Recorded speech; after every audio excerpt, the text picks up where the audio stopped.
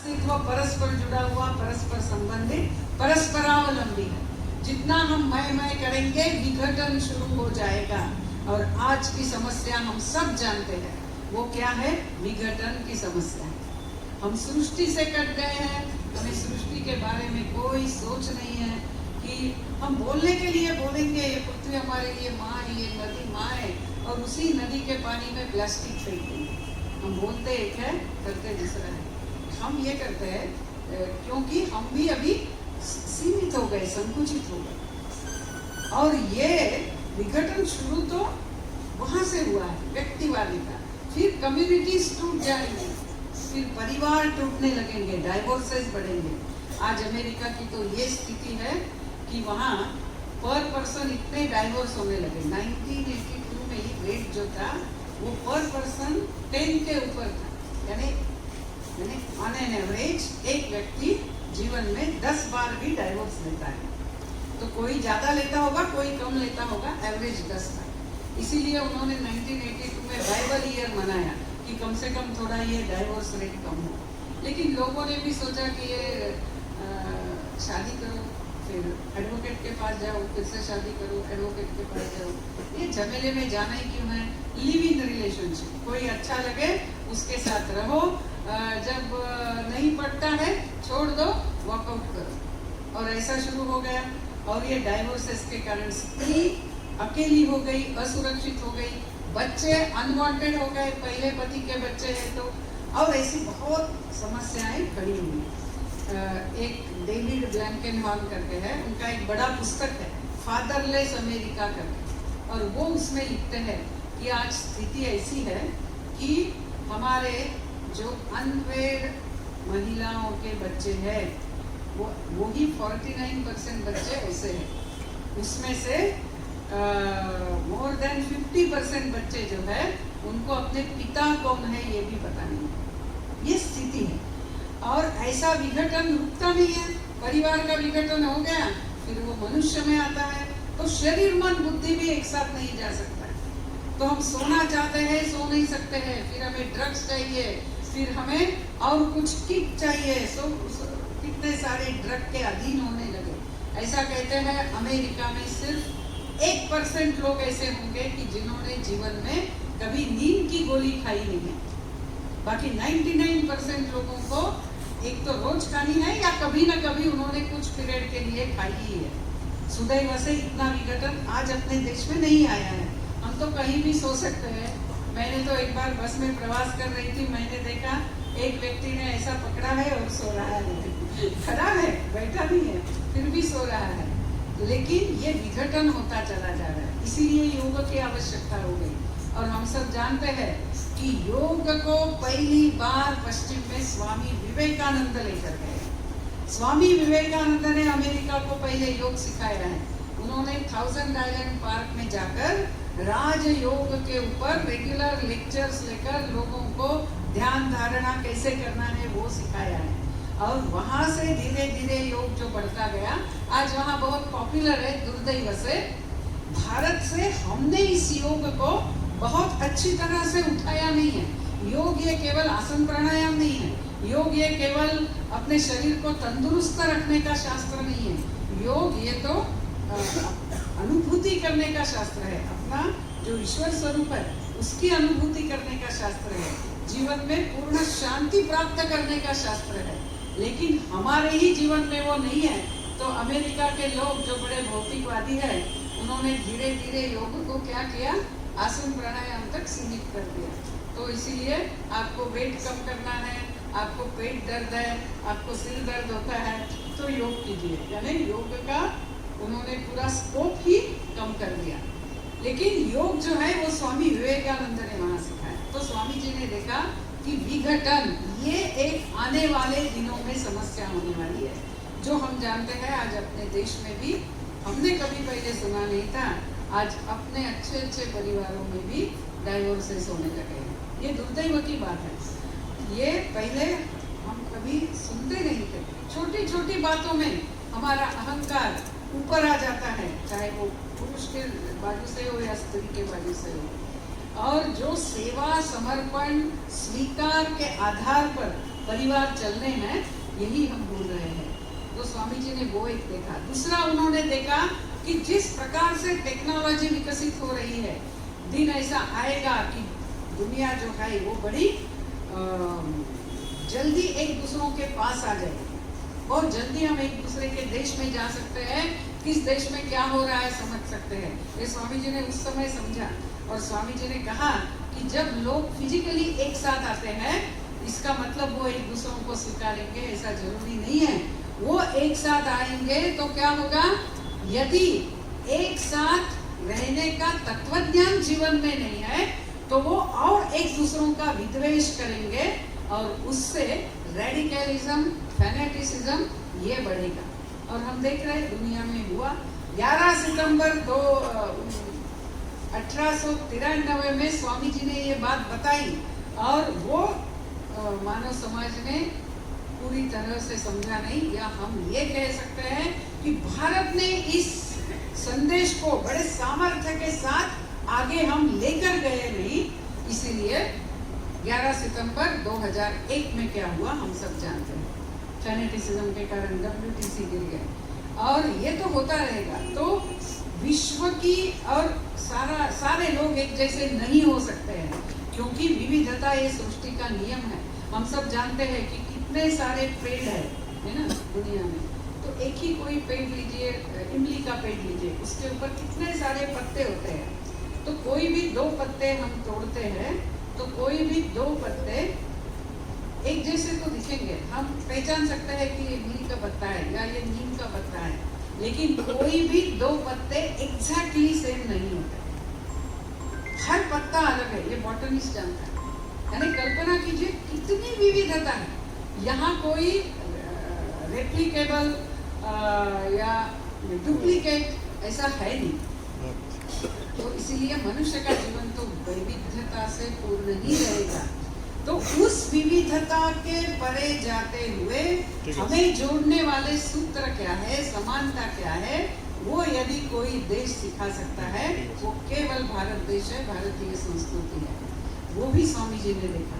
फिर दूसरा उन्होंने देखा कि जिस प्रकार से भौतिक संपन्न अमेरिका हो रहा है, धीरे धीरे धीरे यहाँ एक प्रकार की अर्थहीनता मनुष्य जीवन में आएगी कि जीवन में करना क्या है।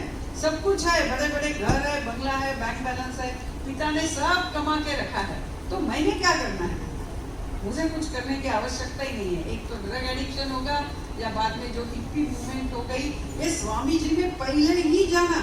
और इसीलिए स्वामी जी ने कहा कि मनुष्य जीवन का जो प्रयोजन है कि अपने ईश्वर स्वरूप को प्राप्त करना। स्वामी जी कहते हैं each soul is potentially divine, the goal of life is to manifest that divinity by controlling the nature external and internal. Do this by work or worship, by psychic control or knowledge, by one or more or all, and be free. ये मुख्य रूप से धर्म है, बाकी सारे उपासना पंथ है। तो स्वामी विवेकानंद कहते थे कि मनुष्य के जीवन को अर्थपूर्णता यदि कोई दे सकता है तो वो केवल अपना सनातन धर्म दे सकता है। और इसीलिए इस तत्व का भी प्रसार हमें पूरे विश्व में करना आवश्यक है। अभी ये सारे तत्व हो गए, उन तत्वों को जीवन में लाना है तो कैसी जीवन पद्धति होनी है, ये भी इस भूमि ने बताया है। ऐसा स्वामी विवेकानंद का जो सारा, यानी स्वामी विवेकानंद ने जैसे भारतीय तत्वज्ञान का अध्ययन किया था, उन्होंने पश्चिम के तत्वज्ञान का भी अध्ययन किया था। एक्चुअली उनके बारे में कहते हैं कि उनका बाइबल का ज्ञान बहुत बार वहाँ के जो चर्च के फादर्स होते थे उनसे भी ज़्यादा होता था। ये एक वहाँ की क्या नाम है उनका, मैं भूल गई, उन्होंने अपने पुस्तक में लिखा है। वो लिखती है कि मैं छोटी थी, 11-12 बरस की, और हमारे घर स्वामी जी आए, हम सारे बड़े खुश थे, हमें वो बहुत अच्छे लगते थे। और फिर शाम को 6-7 फादर्स आए चर्च के अलग अलग, और उनके साथ चर्चा करने के लिए आए। हम सारे डर गए, हमें तो लगा स्वामी जी हारना नहीं चाहिए, लेकिन बाइबल के ऊपर चर्चा करना है ऐसा उन्होंने बताया। तो हमें लगा ये 6 फादर्स के सामने स्वामी जी क्या कर सकते हैं। एंड वो लिखती है, do you know what happened, ये 6 के 6 जो फादर्स थे उनको स्वामी विवेकानंद ने हरा दिया शास्त्रार्थ में, यानी उस तत्व ज्ञान में भी स्वामी जी कम नहीं थे। उन्होंने यहाँ का समाज भी बड़ा करीबी से देखा, वहाँ का समाज भी करीबी से देखा। ऐसे शायद ही कोई व्यक्ति हो सकते हैं कि जिन्होंने दोनों तत्व ज्ञान का अध्ययन किया है, दोनों समाज को अलग अलग एंगल से, अज्ञात सन्यासी के दृष्टि से भी उन्होंने भारतीय समाज देखा है और जगत गुरु के दृष्टि से भी वापस आने के बाद भारत को देखा है। उसी प्रकार उन्होंने एक अपमानित व्यक्ति के दृष्टि से भी अमेरिकन समाज को देखा है और कीर्ति प्राप्त कीर्तिमान व्यक्ति के दृष्टि से भी उन्होंने अमेरिका को देखा है। ऐसे सारे एंगल से देखकर सारा पूरा अनुभव लेकर, इसीलिए स्वामी जी ने जो बताया, उनके जो शब्द है, उनका जो संदेश है, वो बड़ा ही प्रासंगिक है। यानी उनका एक एक शब्द आज भी, यानी विवेकानंद केंद्र जो स्वामी जी ने शिला पर ध्यान किया, उसके बाद जब स्वामी जी की जन्म शताब्दी थी तब वहाँ विवेकानंद शिला स्मारक बनाया गया, जिसके बारे में रसराज जी ने हमें बताया। और उसके बाद फिर विवेकानंद केंद्र शुरू हुआ, अध्यात्म प्रेरित सेवा संगठन। पूरे भारत भर इसके 1000 से भी ज्यादा जगह पे कार्य चलता है। अभी जब युवाओं में केंद्र के काम चलते हैं तो आज भी हम देखते हैं कि स्वामी विवेकानंद के विचार युवाओं को प्रेरित करते हैं। नहीं तो एक ऐसी फैशन है बोलने की कि युवा तो आजकल का बेकार है, वो तो बह गया है, वो तो बिगड़ गया है। ऐसा नहीं है, वो आज भी भूखा है, अच्छे विचारों का भूखा है। और यदि हम योग्य रीति से उनके पास लेकर जाते हैं, आज भी युवा उसको रिस्पॉन्ड करता है। जब 1992 में, यानी स्वामी जी ने परिभ्रमण किया था 1882 में, तो 1992 में उसके 100 बरस पूरे हुए करके विवेकानंद केंद्र ने भारत परिक्रमा पूरे भारत भर निकाली थी। तो जब हम भागलपुर ये परिक्रमा पहुंची तो हर जगह कार्यक्रम होते थे, यूनिवर्सिटीज में होते रहे। तो जब भागलपुर यूनिवर्सिटी में कार्यक्रम होना था तो वहाँ केंद्र के कार्यकर्ता जिनका दायित्व था वहाँ कार्यक्रम कराने का, उन्होंने जाके वीसी को बोला तो वीसी ने बताया कि नहीं, हमारे युवा तो बड़े इंडिसिप्लिन है। उस समय भागलपुर यूनिवर्सिटी इसके लिए जानी जाती थी। तो उन्होंने कहा और शाम को तो करंट भी जाता है, आपकी परिक्रमा तो 6 बजे के बाद पहुंच रही है, तो लाइट लगा कर ही कार्यक्रम होगा और करंट चला जाएगा तो कुछ भी हो सकता है। हमारे युवा बड़े अंदरूनी है, तो इन्होंने कहा आप सिर्फ अनुमति दीजिए, बाकी हम सब करेंगे।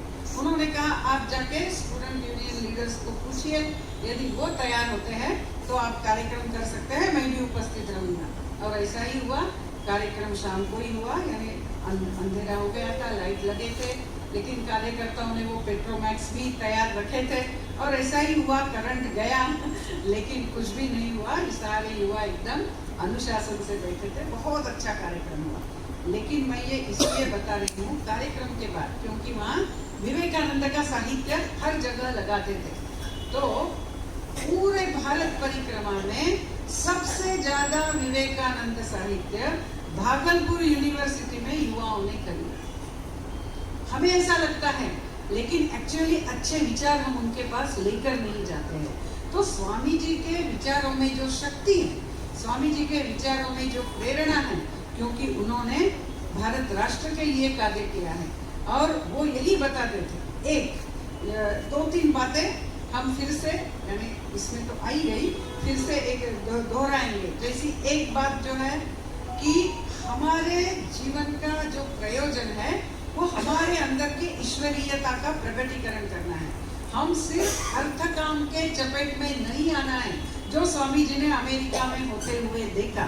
भारतीय संस्कृति में जीवन का प्रयोजन धर्म अर्थ काम मोक्ष है।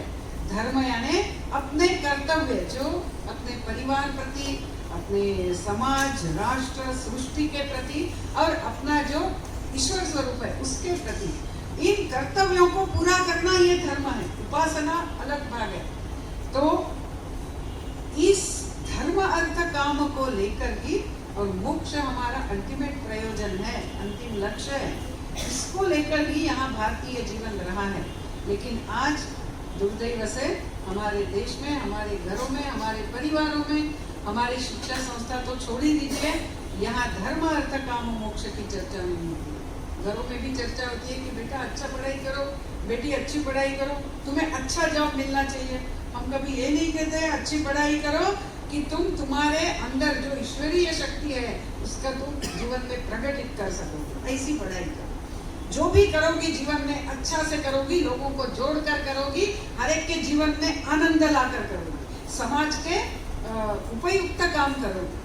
ऐसा हम कभी बात नहीं करते हैं। ये बच्चों का जन्मदिन है, हम उनको एक बार तो कम से कम याद दिलाए, बेटा ये जन्म किस लिए मिलता है पता है? अपने अंदर के जो ईश्वरीयता है, हम ईश्वर स्वरूप है, उसकी अनुभूति करने के लिए मनुष्य जन्म मिला है। और इस मनुष्य जन्म में हमने ऐसा कार्य करना है, हम जहाँ भी जाएंगे लोगों के जीवन में आनंद लाएंगे, श्रेष्ठता लाएंगे, आत्मीयता लाएंगे, ऐसा हमारा जीवन होना है। लेकिन आज ये हम भूल गए हैं। तो स्वामी जी का ये संदेश आज और आवश्यक हो गया है, क्योंकि हम ज्यादा अर्थ काम के चपेट में आ गए हैं। उतना ही नहीं, हम व्यक्तिवादी भी हो रहे हैं। इसीलिए अपने देश में भी आज परिवार टूट रहे हैं। ये बड़ी दुर्दैव की बात है। तो हम पश्चिम के मार्ग से जाकर ठोकर खाकर फिर अच्छे नहीं हो सकते हैं, क्योंकि एक बार वो भोगासुर का, वासना का राक्षस बॉटल से बाहर आ गया कि उसको अंदर डालना बड़ा कठिन है। और इसीलिए पहले से ही जीवन में संयम कैसे होना है, जैसे स्वामी जी कहते हैं ना, the goal of life is to manifest the divinity by controlling the nature external and internal. मेरा बाह्य व्यवहार और मेरे आंतरिक विचार, इन दोनों को संयमित करते करते करते मेरे अंदर की श्रेष्ठता का, में अच्छाई का, ईश्वरीयता का मैं प्रकटीकरण करना है। ये जीवन का प्रयोजन है। ये बार बार अपने घरों में किसी प्रसंग विशेष में जरूर इसकी हमने चर्चा करनी है। नहीं तो ये हमारे बच्चों का अधिकार है कि वो इस ऋषि मुनियों की संस्कृति में जन्मे हैं, लेकिन ऐसी चर्चा न करते हुए हम उनको उस अधिकारों से वंचित कर रहे हैं। तो ये एक बात है। दूसरा जो स्वामी जी ने कहा था कि समाज ये दो पंखों से ही उड़ सकता है। जैसे पंछी दो पंखों से ही उड़ सकता है, एक ही पंखा अच्छा है और एक अच्छा नहीं है तो समाज उड़ नहीं सकेगा, उस पंछी उड़ नहीं सकेगा। उसी प्रकार समाज को यदि प्रगति पथ में आगे जाना है तो स्त्री और पुरुष इन दोनों की सहभागिता परिवार संवर्धन में, समाज धारणा में, राष्ट्र पुनरुत्थान में यह होनी है। इसका मतलब स्त्री ने जॉब ही करना है या जॉब नहीं करना है, ऐसा स्टीरियोटाइपिंग अपने देश में कभी नहीं था। हमारा देश कभी भी यूनिफॉर्मिटी के लिए गया नहीं है। हर एक के स्वभाव के अनुसार, आवश्यकता के अनुसार हर किसी परिवार का निर्णय हो, लेकिन महत्व का ये है कि संवाद, आत्मीयता के साथ पति पत्नी इन दोनों ने मिलकर परिवार का भी संवर्धन करना है, समाज धारणा में उनकी सहभागिता होनी है और राष्ट्र पुनरुत्थान में होनी है। ये स्वामी विवेकानंद बार बार कहते थे। एक बार किसी ने उनको पूछा कि आपका, क्योंकि स्वामी जी के बोलते समय ऐसा आता था ना, my faith is in the younger generation, the young generation, the youth of my country. मेरे देश के युवकों के ऊपर, जैसे जब वो बंगाल में बोल रहे थे, उन्होंने कहा कि बंगाली युवकों में भाव बहुत होता है, उस भाव को आप अच्छी दिशा देंगे तो आप अच्छा कार्य कर सकेंगे। जब मद्रास में बोल रहे थे तो उन्होंने मद्रासी युवकों को उसी प्रकार से प्रेरित किया था। तो किसी ने उनको पूछा कि आप बार बार युवकों की बात करते हैं, आपका युवतियों के लिए कोई संदेश है? तो स्वामी जी ने कहा, ऑफ कोर्स मेरे सामने सिर्फ युवक बैठे होते हैं, इसलिए मैं युवक लेकर बात करता हूँ, लेकिन मेरा संदेश युवतियों के लिए भी वही है कि खुद के ऊपर विश्वास रखो और अपना समाज और राष्ट्र के हित में कार्य करो। इनके ऊपर विश्वास रखते हुए इसके लिए कार्य करो, अपना जीवन सार्थक बनाओ, चाहे युवक हो या युवती। इसीलिए उस काल में, यानी जब वो अमेरिका में खाने के लिए मिलेगा या नहीं ऐसी स्थिति में थे, तब भी वो कहते हैं 100,000 मेन एंड वीमेन। वो ऐसा नहीं कहते हैं 100,000 मेन देश के कोने कोने में जाएंगे।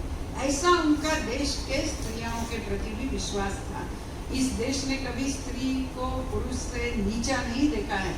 तो ये जो स्त्री जगत जननी स्वरूपा है, ये समझकर स्त्री स्वयं का व्यवहार करे और पुरुषों के नजरों में भी वह मातृभाव जगत जननी भाव रहे, ऐसा संस्कार इस संस्कृति में हुआ है। इसीलिए आज भी, मैं आज भी बोल रही हूँ, पूरे सारे देशों की तुलना में, यानी ये सारे प्रगत देश अमेरिका, फ्रांस, इंग्लैंड, स्विट्जरलैंड वगैरह, इन सारे देशों की तुलना में आज भी भारत में स्त्रियों के ऊपर बहुत कम अत्याचार होता है। यानी आप पॉपुलेशन ज़्यादा है इसीलिए आप टोटल नंबर नहीं देख सकते, पर 100,000 कितने स्त्रियों के ऊपर अत्याचार होते हैं। इसका एक UNDC.org,